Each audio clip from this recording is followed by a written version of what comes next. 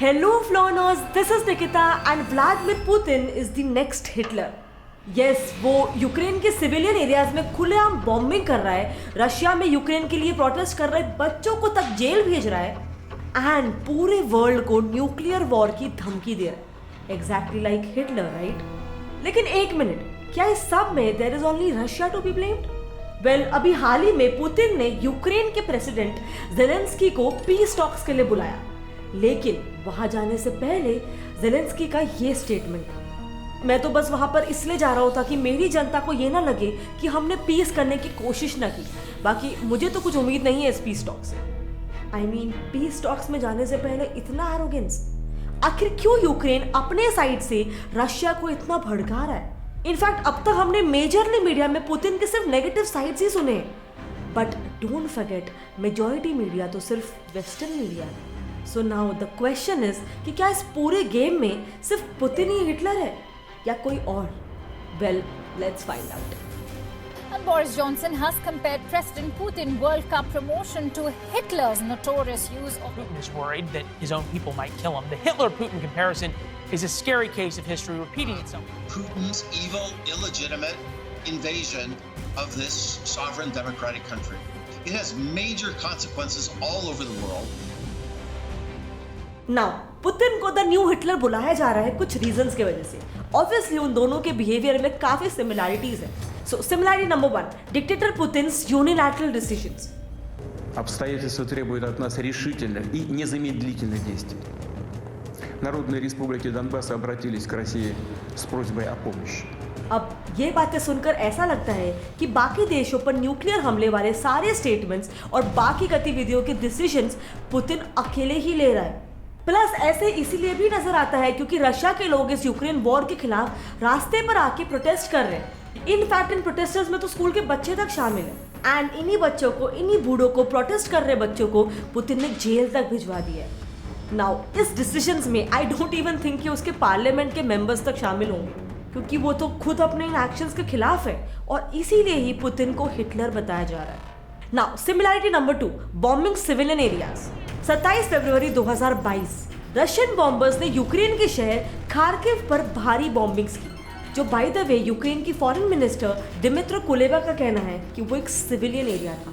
Now 1941 के world war के दौरान नाजी जर्मनी द्वारा बॉम्बिंग के बाद आज रशिया के द्वारा यूक्रेन के सिविलियंस पर पहली बार बॉम्ब गिराया जा रहा है. Similarity number 3, invasions. अक्टूबर 1918 में वर्ल्ड वॉर 1 में हार के बाद हारे हुए टेरिटरीज को कई हिस्सों में बांटा गया और उन्हीं कुछ टेरिटरीज में से था सुडेटन रीजन. अब इस रीजन को नए बने हुए देश चेकोस्लोवाकिया में जोड़ा गया, लेकिन इस रीजन में अराउंड 3 मिलियन एथनिक जर्मन्स रहते थे. सो बस इसी को बहाना बनाकर ये कहते हुए कि हमारे जर्मन लोगों पर एट्रोसिटीज हो रहे हैं, हिटलर की जर्मनी ने सुडेटन रीजन को इन्वेड कर उस पर कब्जा कर लिया था. इनफैक्ट जर्मनी यहाँ पर भी नहीं रुका, उसने पूरा चेकोस्लोवाकिया को अपने अंदर ले लिया. नाउ डोंट यू थिंक कुछ ऐसा ही इतिहास पुतिन फिर से दोहरा रहा है? मतलब डॉनबास रीजन में रशियन स्पीकर्स पर यूक्रेन द्वारा किए जा रहे हैं एट्रोसिटीज, ये कहते हुए रशिया ने क्रीमिया तो अपने अंदर में ले लिया. अब दुनिया को ये लग रहा है कि रशिया पूरा यूक्रेन भी अपने अंदर में कुछ ऐसे ही ले लेगा. अब इन सारे इंसिडेंट्स को देख के वर्ल्ड के सामने डायरेक्टली और indirectly Vladimir Putin equals to Hitler यही पोर्ट्रे हो रहा है, राइट? बट क्या जो सबको दिख रहा है वो सही में सही है? क्या यहाँ पर सिर्फ पुतिन ही हिटलर है एंड यूक्रेन नहीं? वेल, यही तो धोखा हुआ है हमारे साथ. सो चलो अब हम ये डिस्कस करते हैं कि हमारे साथ इस पूरे सिचुएशन में क्या धोखा किया गया है, कैसे वेस्टर्न मीडिया ने हमें इन्फ्लुएंस किया है पुतिन के अगेंस्ट जाने के लिए. धोखा नंबर 1, दिसंबर 1989 माल्टा समिट में यूएस प्रेसिडेंट ने खुद verbally former president of Soviet Mikhail Gorbachev को ये कहा था कि यूएसए कभी भी सोवियत को हार्म करने वाले किसी भी यूरोपियन रेवोल्यूशन में कदम नहीं रखेगा. प्लस जर्मनी के यूनिफिकेशन के वक्त यूएस एम्बेसी ने जॉर्ज वॉशिंगटन से ये क्लियरली कहा था कि जर्मन यूनिफिकेशन और ईस्टर्न यूरोप में आए किसी भी टाइप के चेंजेस से सोवियत के सिक्योरिटी को कोई भी हार्म नहीं होना चाहिए. प्लस रशिया की सिक्योरिटी के लिए नाटो ईस्ट साइड में अपनी टेरिटरी को नहीं बढ़ाएगा. बट आज यूएस इन दोनों भी चीजों को तोड़ चुका है. प्रूफ नंबर 1, यूएस आज रशिया के खिलाफ खड़ा है रशिया को गिराने के लिए.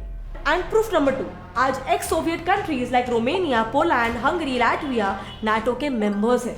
विच मीन्स नाटो ने ईस्ट में अपनी टेरिटरी बढ़ा चुका है।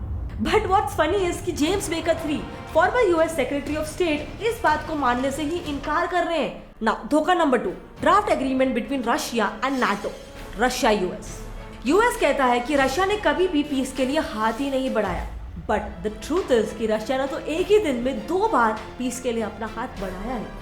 अप्रोच नंबर 1, 17 दिसंबर 2021, रशिया ने नाटो कंट्रीज के सामने एक ड्राफ्ट एग्रीमेंट रखा, जिसके अंतर्गत नाटो और रशिया के बीच पीस एस्टैब्लिश हो ऐसे बहुत सारे क्लॉजेस थे, जैसे कि आर्टिकल नंबर 1, दोनों पार्टीज नाटो और रशिया एक दूसरे के साथ पूरा कोऑपरेट करेंगे और किसी दूसरे देश के मिलिट्री को एक दूसरे देश के खिलाफ स्ट्रेंथन नहीं करेंगे, एंड कभी पार्टीज के बीच कोई भी इशू हुआ तो वो उसे पीसफुल मैनर में सॉल्व करेंगे। आर्टिकल नंबर 3, नाटो और रशिया एक दूसरे को एडवर्सरीज नहीं मानेंगे, यानी कि दुश्मन नहीं मानेंगे। आर्टिकल 5 और 6, दोनों भी पार्टीज किसी भी ओवरसीज टेरिटरी में मिसाइल्स डिप्लॉय नहीं करेंगे, एंड इनफैक्ट उसमें क्लियरली स्टेटेड है कि नाटो का एक्सपेंशन यानी और नाटो में कंट्रीज इंक्लूड नहीं होंगे, जिसमें यूक्रेन को तो स्पेशली इंक्लूड नहीं किया जाएगा। सो ये थे कुछ आर्टिकल जो क्लियरली स्टेटेड है। अप्रोच नंबर 2, 17 दिसंबर 2021 को जब नाटो के सामने ड्राफ्ट एग्रीमेंट रखा गया, उसी सेम डे रशिया ने और एक पीस ड्राफ्ट एग्रीमेंट यूएसए के सामने रखा, जिसके अंतर्गत कई पीस क्लॉजेस रखे गए थे। आर्टिकल नंबर 1, पार्टीज एक दूसरे के साथ कोऑपरेट करेंगे। आर्टिकल नंबर 3, जो ये कहता है कि पार्टीज एक दूसरे पर किसी भी दूसरे देश की टेरिटरी से हमला नहीं करेंगे। Article number 4, USA eastward expansion करने से नाटो फोर्सेस को रोकेगा और एक्स सोवियत नेशंस में भी कोई भी मिलिट्री डिप्लॉयमेंट नहीं करेगा। आर्टिकल नंबर 7, पार्टीज अपनी नेशनल टेरिटरीज के बाहर अपने न्यूक्लियर डिप्लॉयमेंट नहीं करेंगे। लेकिन क्या ये सब जानने के बाद आपको अभी भी यही लगता है कि पुतिन असली हिटलर है या उसे बनाया जा रहा है? Are USA and Ukraine the real Hitlers? Well, present crisis में ये बिल्कुल साफ है कि रशिया इज द एग्रेसर और इस पूरे इशू को उसी ने खींच दिया है। But at the same time कुछ इंस्टेंसेस ऐसे भी हुए हैं जहां पे यूएसए और यूक्रेन ने बुझती हुई आग को फिर से हवा दिया है by doing these things. Number 1, unfriendly attitude towards Russia on all the fronts. अब जैसा कि हमने अपनी इस वीडियो में देखा कि पिछले साल नवंबर में ही रशिया ने सिर्फ ये लीगल गारंटी मांगी थी कि यूक्रेन नाटो ज्वाइन नहीं करेगा, because obviously that would be a security threat to Russia. But फिर भी instead of making a way out through talks, दिसंबर में ही अमेरिकन प्रेसिडेंट जो बिडेन ने रशिया को धमकियां देना शुरू कर दिया ना। इस पर जनवरी में चाइना ने वेस्ट को वार्न भी किया कि रशिया के सिक्योरिटी कंसर्न्स को हल्के में ना लिया जाए, बट यूएस ने अगेन अपने घमंड के चलते उसे कंप्लीटली इग्नोर कर दिया और फरवरी की शुरुआत में ही करीब 3000 यूएस ट्रूप्स को नाटो के ईस्ट यूरोपियन नेशंस की ओर रवाना कर दिया, देयरबाय एस्केलेटिंग द इशू। अब चलो ये तो हुई पुतिन और बाइडेन की बात, लेकिन इन दोनों के अलावा एक और इंसान है जो इस इशू को एस्केलेट कर रहा है। Yes, I am talking about Ukrainian president Vladimir Zelensky, जिसने रशिया के साथ पीस डायलॉग शुरू करने से पहले ही रशिया के सामने कंडीशंस रखना शुरू कर दिया। कंडीशंस लाइक हम बेलारूस में पीस टॉक्स नहीं करेंगे, pick some other place for hosting the dialogue, क्योंकि बेलारूस वो देश है जो इस वॉर में तुम्हें सपोर्ट कर रहा है। नाउ बिसाइड्स दिस, जब फाइनली बेलारूस में ही पीस मीटिंग शुरू होने ही वाली थी, तब ज़ेलेंस्की का स्टेटमेंट था कि ही तो हैज जीरो और no hopes from these peace talks. I mean, जब पीस टॉक शुरू होने से पहले ही आप ये मान चुके हो कि it is not going to work, तो क्या आप सामने वाली पार्टी के कंसर्न्स ध्यान से सुनोगे भी? क्या आप सही में पीस चाहोगे भी? अब ऊपर से इस पूरे इशू में शकुनी मामा बन बैठा है यूएस। उसने रशिया पर अनगिनत सैंक्शंस लगाकर बाकी सारी कंट्रीज को रशिया के खिलाफ कर रखा है, लेकिन इंटरनेशनल स्पेस स्टेशन या फिर स्पेस रिसर्च के मामले में खुद अच्छे से उसके साथ काम कर रहा है। सो इसे हम क्या बोलेंगे? हिपोक्रेसी।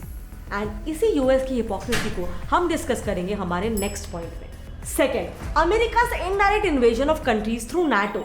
अब जरा जो बिडेन का ये रिसेंट स्टेटमेंट सुनो। In attempting to unilaterally create 2 new so-called republics on sovereign Ukrainian territory. भाई साहब कह रहे हैं कि रशिया डॉनबास के सेपरेटिस्ट ग्रुप्स को सपोर्ट करके जानबूझकर यूक्रेन को टुकड़ों में तोड़ना चाहता है। लेकिन भूलो मत, आज से कुछ ही सालों पहले सर्बिया और इंडोनेशिया के केस में खुद ने भी वही काम किया था। सर्बिया के केस में कोसोवा वो रीजन था जो प्रो रशियन सर्बिया से सेपरेट होना चाहता था and hence was backed by US NATO alliance. ना जब रशिया ने इसके खिलाफ इंटरनेशनल कोर्ट में कंप्लेंट किया, तब कोर्ट ने भी कोसोवा के साथ देते हुए ये कहा कि इंटरनेशनल लेवल पर ऐसा कोई भी लॉ नहीं है जो किसी रीजन को अपने पेरेंट देश से सेपरेट होने से रोक सके। thereby leading to सर्बिया के टुकड़े। देन सिमिलर चाल चली यूएस ने मलेशिया में भी, जो पहले इंडोनेशिया का पार्ट हुआ करता था, लेकिन मलेशियन रिबेल्स को जो सपोर्ट यूएस से मिल रहा था उसके वजह से वो आज एक सेपरेट नेशन है। ऊपर से एक्स सोवियत नेशन से नाटो प्रेजेंस हटाने की पुतिन की जो मांग है, जो बिडेन ने अनरियलिस्टिक बताया था, लेकिन अगेन जब पेरू ने 1967 में फ्रांस से मिराज फाइटर जेट्स मंगवाए थे तो उसे यूएस ने भी एक मिलिट्री बिल्डअप के तौर पर देखा, claiming it to be a possible security threat. So basically इसका मतलब क्या होता है? खुद के फियर्स रियलिस्टिक और रशिया के unrealistic. How fair is that? Well, fair तो रशिया को न्यूक्लियर वेपन्स के साथ घेरना भी नहीं है, which is our next point. US का ओवरसीज न्यूक्लियर डिप्लॉयमेंट। आज के समय यूएस के कुछ न्यूक्लियर वेपन्स उसके खुद के अलावा 5 यूरोपियन देशों में भी डिप्लॉयड है, namely Germany, Belgium, Netherlands, Italy and Turkey.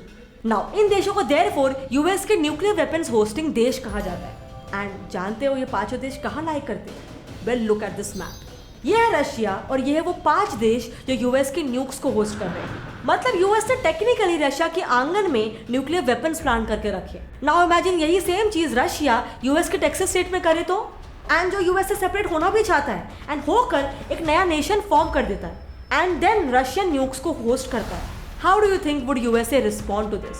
क्या वो सेम स्टेटमेंट टेक्सास के लिए भी देगा जो वो यूक्रेन के मामले में देता है, that Ukraine is a sovereign nation and वो अपनी डिसीजंस के लिए रशिया का मोहताज नहीं है? बट इसके साथ ही रशिया जो यूएस से लड़ रहा है, it is out of power tussle between the 2 super powers. लेकिन जिस तरह से यूएस ने कम्युनिज्म इस शब्द को तक बैन कर रखा है, it clearly shows that US की रशिया के खिलाफ जो जंग है वो एक आइडियोलॉजिकल वॉर है, एक ideological war between democracy and communism. Just like Hitler, जो अपनी कंट्री के लिए नहीं, अपनी आर्यन रेस वाली सुपरियरिटी आइडियोलॉजी को फैलाने के लिए लड़ रहा था। So now in all this, जब रशिया अपने नेक्स्ट कदम यानी कि अपने पीस टॉक के लिए ऑलरेडी रेडी है, will US and Ukraine also choose the same?